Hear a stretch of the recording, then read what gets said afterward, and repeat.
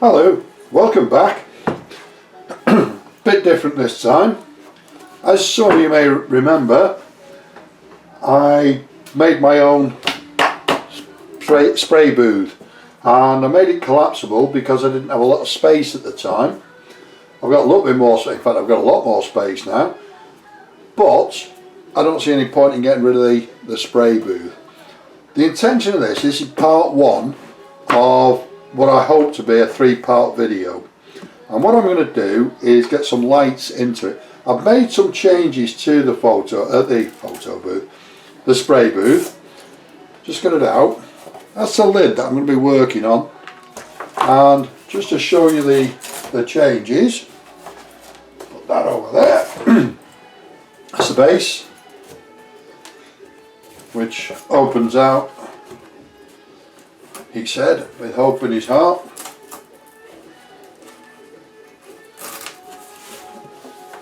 Like so. Yep. The body, which opens out like so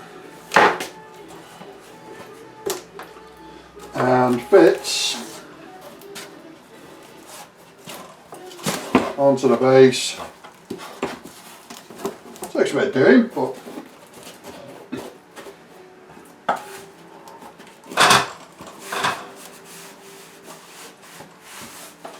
I want it going there. Why did I try and do that on video? There we go, it's in. And that fits on there like so. Yep. Now you can't see inside it because that's why we want to go out that way, and that way. Yep. So now you can see inside it a little bit, and the main change that I've made, it's held together with gaffer tape, which, what's the problem with that? The Velcro tabs at the side here, you can just about see them down there, hold the sides in. There's another one here, yeah, that you can just about see, and that holds that side on there. And that's all it needs. The 4 Velcro tabs at the top, you can't see, I'll show you in a minute. The main change is I've put 2 much bigger fans in the back, and I've replaced that backboard. You can tell it's been replaced because there's no paint on it, and all that sits together. This bit of foam sits on there so you don't scratch your model, and then you've got plenty of room in there. To buy one this big, you can't actually get one with a mouth this wide. They're about this wide, and for something like this you need quite a big spray booth, and you don't want it touching the sides, so that's why we've got a big one. That goes up there, and what happens then is, as I say, I've made changes to the fans. The fans have a cable that plugs in to a USB plug at the side there, and off they go as soon as they're plugged in. Plug them in there, turn the power on. I don't know if you ever see them going round, oops, but there's a switch in there and they're going round in there now. I've got nothing that will blow away, but what you can feel at the sides, you can't feel it, I can feel it, is a real blast of air coming out the side here. Hence the sponge. And the sponge, you pay a fortune for filters which are basically this stuff, and the sponge fits nicely into that hole. Drag the paint through into the end of the sponge. Once it's full and it's not working as well as it should, pull it out, cut the end off, stick it back in. About £1 from a discount shop, costs you nothing, does it? So turn those off. There's quite a lot of air comes out of those, to be honest. And as I say, this is the bit that we're going to be working on today, and it fits. It's all daggy and horrible on this because it's been used quite a lot. Anybody that's followed me knows that I use these kits quite often, this spray booth quite often for my kits. So that's how it fits on the top. Let me see if I can get you a better view of the top there. There we go. So this is the top. The Velcro tabs at the side, just hold it on. It's cheap and cheerful, but that's exactly what I wanted, if I'm honest. So we can get a bit more light on there. That blows it out completely. So that's what it is, and the Perspex top on the inside there. It doesn't look dark in there with the camera, but I've got a lot of light on it. There's a big light on top of the camera that you can't see, obviously, because it's pointing the other way. And when especially if you're doing something intricate, you need to be able to see clearly in there. Now what I did have was a stand light that I stood at the side here, and the arm went over and it went across the top here to shine down inside.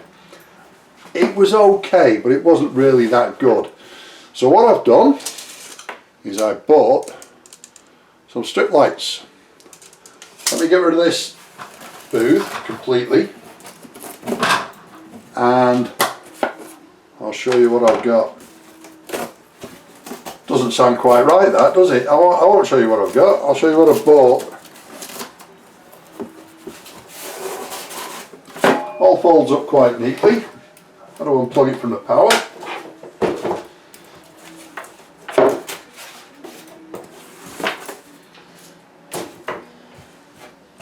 I was going to say, if anybody wants the plans for that, I'll send them to you, but I don't think I've got them anymore. I think I've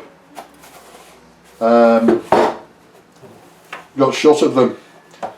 Right, so this is the inside of the lid. Let me put that camera back down a little. There we go. So that's the inside of the lid, and these are the lights that I bought. It's an LED strip. I'm sure you've seen them. I think they're meant for going under kitchen units and things. See how close I can get it without it going out of focus. Not very. Put my hand behind it. Yep. Little tiny LEDs and a contact at the side of each and every one of them. Alright, so that's what we've got. And I think there's about 2 meters on this roll. Costs very little. And the same thing again, you plug it in, turn it on, and you've got really a very bright light. Now the only trouble is that these things won't bend, and also we have a collapsible top. So the plan is, because I've got plug sockets all the way along, but because the closest one is there, what I intend to do is start on this side, and the back of these strips is sticky. It says it's 3M. It doesn't actually say it's 3M, it just says M. But I'm guessing that might be 3M tape. Hopefully it will stick very well, and the plan is to stick it onto the inside in several rows. I'll work out when I unravel it all how many rows we've got. So this will glue onto probably the outside of the lid, or maybe even just leave it loose as a fly lead, and the strips will come down on the sides of the Perspex. Where this folds up, then I'll put a loop of wire and solder it back into these. They're also going to have to be soldered. Let's see if I can show you where they go. So if I put one on there, it doesn't matter if it's on the Perspex or not. It's lighting the entire booth really, isn't it? And then mark it. He said try to find a marker pen where I'm going to cut it.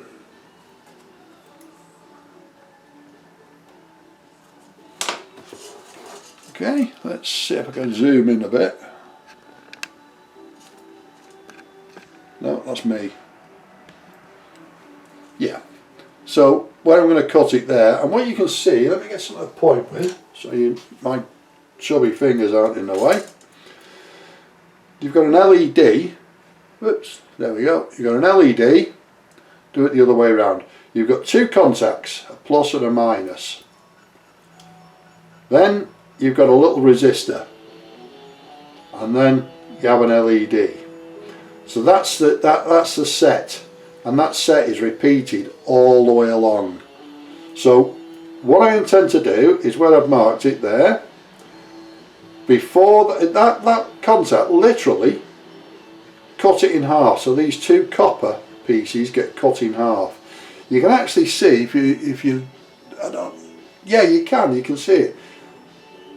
Halfway between the copper points, the connectors, there's a line, and it's on that line that you would cut it, and that will leave you a little bit of copper on this side of the connector and a little bit of copper on this side of the connector. Now you can buy, I believe you can buy little connectors, little plastic connectors that you just push onto the end of these, and hey presto, they work again. I don't think that's going to work for me here. So what I intend to do is cut it, obviously where the mark is, and then solder a piece of wire onto each of those so that I get a loop and I get a connector to the next run of lights, and keep doing that all the way along. When I come to this part where, let me zoom out again. Wouldn't believe I used to be a truck driver, would you? I was all over the place with that. When I get to this bit where the joint is on,